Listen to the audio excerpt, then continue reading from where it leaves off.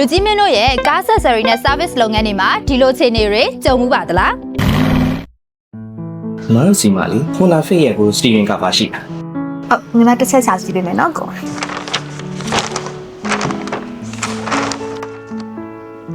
အခုခုနာဖက်နော် ဟုတ်တယ်ညီမလေး အဲ့ဆိုခဏလေးနော်ညီမစတိုထဲမှာတစ်ချက်လောက်သွားရှာကြည့်ပေးမယ်ကိုဟုတ်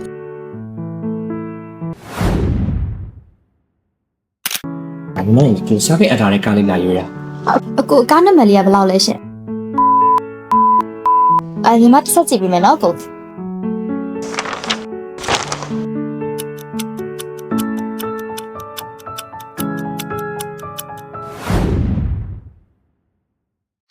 ဒီလိုများပြားလာတဲ့ကားမော်ဒယ်အလိုက်ပစ္စည်းမျိုးစားများစွာရှိတဲ့ကားဆက်ဆယ်ရီနဲ့ service လုပ်ငန်းတွေမှာ manual စနစ်နဲ့သာလုပ်ကိုင်နေမယ်ဆိုရင်တော့အယောင်ပိုင်းမှာပစ္စည်းရှာရခက်ခဲခြင်း workshop history ကိုစာအုပ်နဲ့လိုက်ရှာနေရခြင်းကားမော်ဒယ်အလိုက် stock လက်ကျန်ကိုချက်ချင်းမသိနိုင်ခြင်းစတဲ့ပြဿနာတွေကိုနေ့စဉ်ကြုံတွေ့နေရမှာမလွဲမသွေပါပဲရှင်ဒီပြဿနာတွေကိုဖြေရှင်းပေးမဲ့ Galaxy ရဲ့ iStore Enterprise Cloud-based ERP software ကကားမော်ဒယ် mechanic service type လိုက် maintenance history နဲ့ service fees တွေကိုအသေးစိတ်စီမံခန့်ခွဲနိုင်မယ်ပစ္စည်းမျိုးစားတူပေမဲ့လည်းကားမော်ဒယ် group like store တွေကိုတိကျစစ်ဆေးနိုင်ပြီးလက်ကျန်ကို real time သိရှိနိုင်မယ်